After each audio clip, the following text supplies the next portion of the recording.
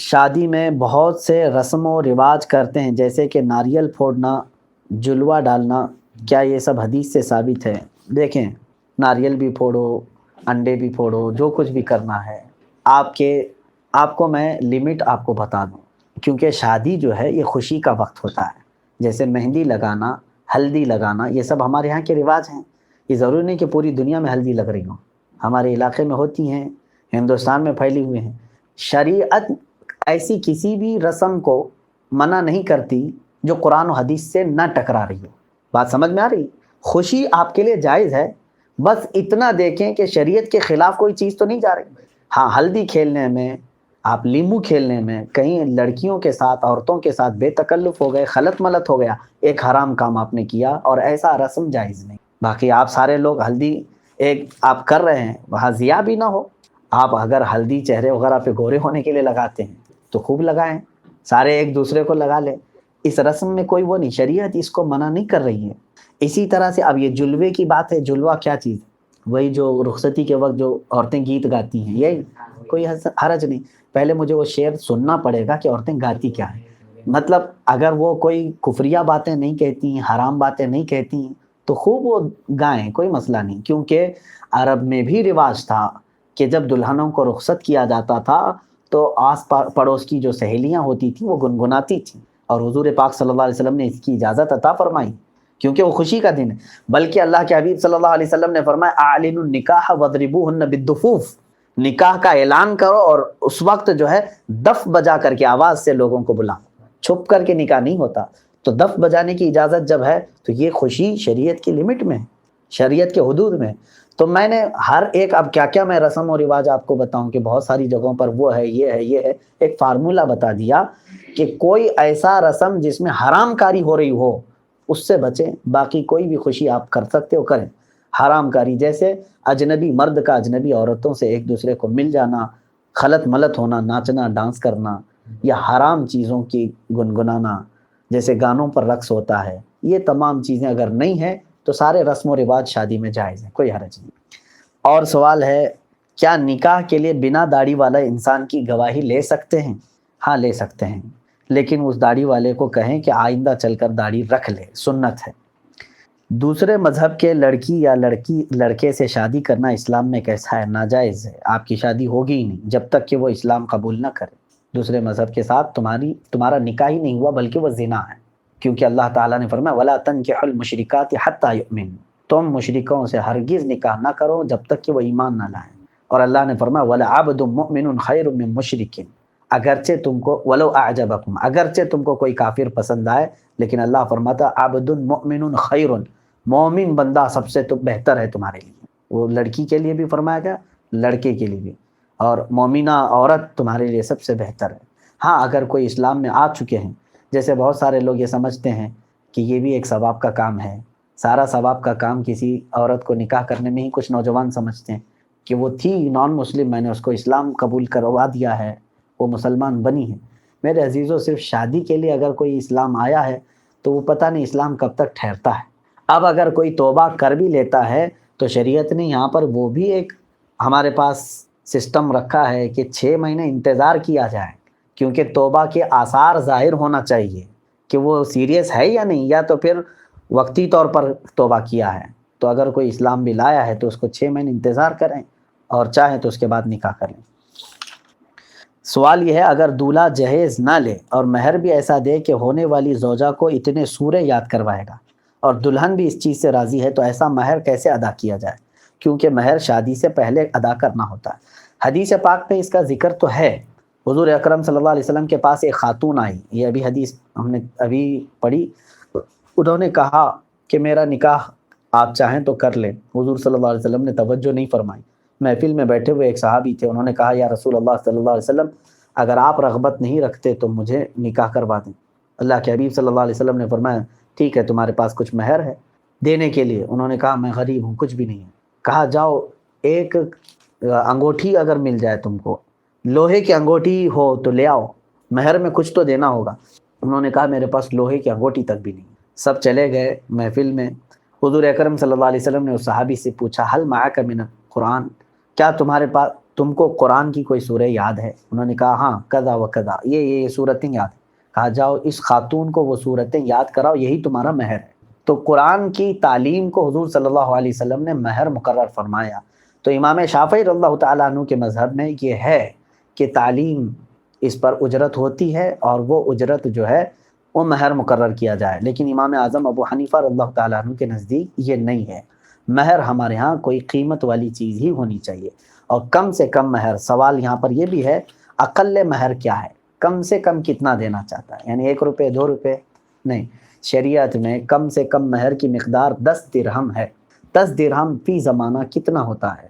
3 gram 265 ملی gram چاندی، 3 gram چاندی 3.265، سمجھ میں آ گیا؟ یہ چاندی اتنا جو ہے 1 درہم کی مقدار ہے، یہ 1 درہم چاندی 3 گرام 265 ملی گرام کی ہوتا ہے 1 درہم۔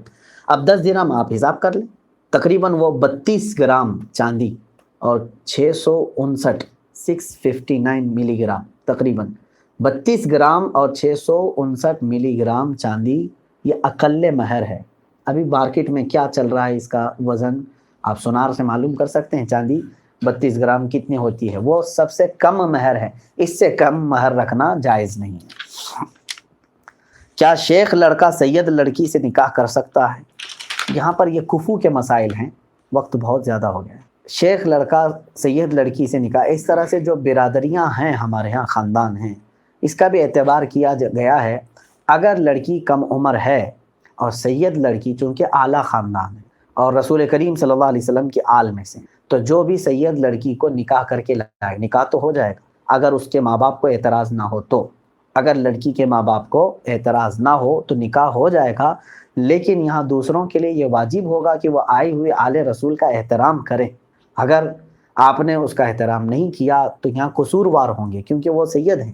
تو دوسرا جو ہے نکاح تو کر سکتا ہے، لیکن یہ معاملات کی طرف اسے توجہ کرنی چاہیے۔ کچھ لوگوں کی شادی بچپن میں ہی فکس کر دی جاتی ہے اور بعد میں لڑکا یا لڑکی راضی نہ ہو تو اس کا شریعت کیا حکم دیتی ہے؟ اس طرح بڑے پہلے ہی سے شادی کر دیں، یہ درست نہیں ہے، بلکہ شادی جو ہے یہ زوجین یعنی جوڑے کا آپس کا معاملہ ہے، زندگی ان کو گزارنا ہے، نہ کہ ماں باپ کو بیچ میں رہے۔ تو کہا کہ رات گزارنے کے لیے میرے پاس کوئی ٹھکانہ نہیں ہے، باہر ٹھنڈی اور بارش ہے، مجھے تھوڑی سی جگہ دے دو۔ اس عابد نے رحم کھا کر اپنے گھر میں عورتوں کے رونے پر کبھی شیطان داخل ہو جاتا ہے۔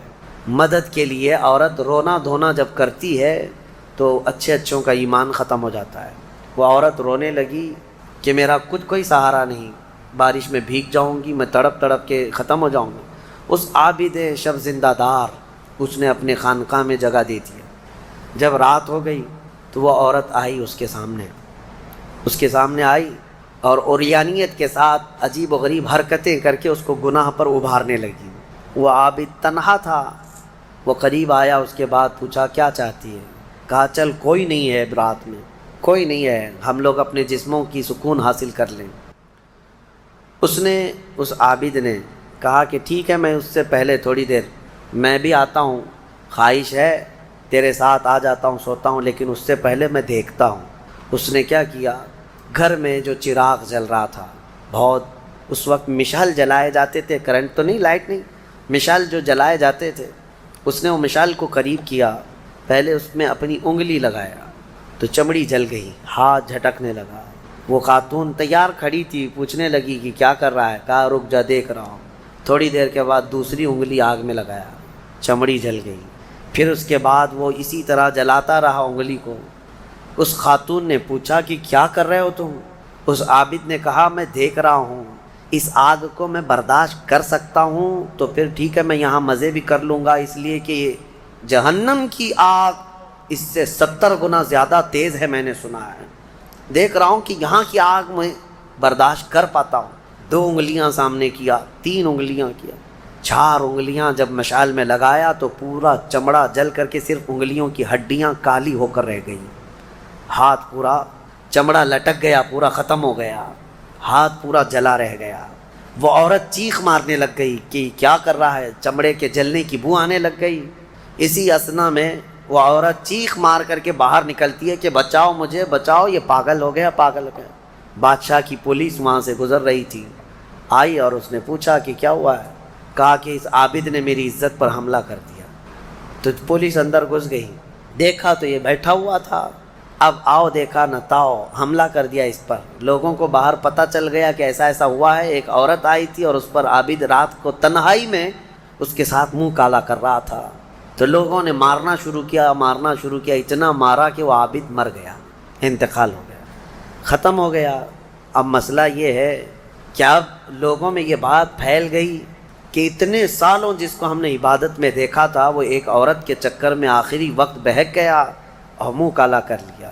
اب اس کے بعد اس کو اٹھاتے ہیں، اٹھا کر کے قبرستان میں جب دفن کرنے کے لیے رکھا گیا، قبر میں جیسی رکھتے ہیں اس قبر میں تیز خوشبو بھر چکی ہے، ہر جگہ سے خوشبو کے جھونکے آ رہے ہیں۔ لوگوں نے کہا یہ بدکار آدمی کی قبر میں اتنی خوشبو کہاں سے آ رہی؟ اس کو دفن کر دیا اور یہ بات مشہور ہونے لگ گئی۔ بادشاہ خود بھی آیا، پوچھا یہ کیا مسئلہ کیا ہے؟ تو لوگوں کو جب یہ بات سمجھ میں نہیں آئی تو علماء کو بلایا گیا اور پوچھا گیا کہ کیا مسئلہ ہے؟ کہا گیا کہ یہ بدکار نہیں ہو سکتا، یہ اللہ کی رضا میں انتقال کیا ہے۔ اس خاتون کو پکڑ کر لایا گیا، پوچھا گیا کہ کیا کیا معاملہ ہوا تھا، سچ بتا۔ اس عورت نے بتایا کہ اس کا کوئی مسئلہ نہیں تھا، یہ ڈرتا رہا اللہ سے اور آخرت سے ڈرتا رہا، اور رات میں یہ بیٹھ کر کے اپنی انگلیاں جلا لیا تھا اور یہ کہتا تھا کہ میں دیکھتا ہوں دنیا کی آگ سے میں برداشت کر پاتا ہوں تو ٹھیک ہے میں تیرے ساتھ مزہ کروں گا، نہیں تو پھر آخرت کا عذاب اس سے بھی بڑا سخت ہے۔ وہ یہ کہتا رہا اور میں بھاگ کر گئی، اتنے میں لوگ آئے اور اس کو مار دیے۔ بادشاہ نے پوچھا کہ دیکھو اس کو پھر سے نکالو، نکالا گیا۔ اس خاتون کے بتائے ہوئے اعتبار سے جب دیکھا گیا تو اس کا ہاتھ جلا ہوا ویسے ہی موجود تھا، جلا ہوا ہاتھ ویسے ہی موجود تھا جیسے اس عورت نے واقعہ سنایا تھا۔ پھر لوگوں نے بہت توبہ کی کہ اس کو مارنے کا کیا گناہ تھا، اس کا جرم تھا، لیکن بہرحال وہ شہید تھا۔ اس حکایت کو نقل کر کے فرماتے ہیں صاحب حکایت کہ یہ وہ لوگ تھے جن کا ہر کام آخرت سے جڑا ہوا تھا، وہ ایک حرکت بھی کچھ ان کو دنیا میں ڈگمگ نہیں کرتی، ان کے پاؤں کو نہیں پھسلا پاتی۔ کیوں؟ وہ ڈرتے اس بات سے تھے کہ آخرت میں کیا ہوگا، آخرت میں کیا ہوگا۔ میرے عزیزو، میں آپ کو بتاؤں زنا کی جو سزا ہم نے بتائی تھی، اس سے قبل بھی میں نے بتایا، کوڑے مار دیے جائیں 100 یا سنسار کر دیے جائیں، یہ آخرت میں دی جانے والی سزا کا 100واں حصہ ہے، اس سے 100 گنا زیادہ سزا وہاں پر قیامت میں۔ تو پھر وہ کیسی ہوگی سزا؟ پھر 100 گنا زیادہ سزا کیا ہے؟ اسی لیے فرمایا گیا جہنم کا ہلکا عذاب۔ پوچھا گیا حضور سے سب سے کم عذاب کیا ہوگا؟ سب سے کم کسی کو عذاب دیا جائے گا اگر دوزخ میں تو کیا ہوگا؟ فرمایا گیا کہ اس کو آگ کی جوتیاں پہنائی جائیں گی جس کی گرمی سے اس کا بھیجا پک کر کے ابل رہا ہوگا۔ یہ سب سے ہلکا عذاب ہے دوزخ کا۔ پھر جہاں اللہ نے عذاب علیم کہا، عذاب عظیم کہا، عذاب مہین کہا، دردناک عذاب، بڑا عذاب، ذلت والا عذاب، تو پھر وہ کیسا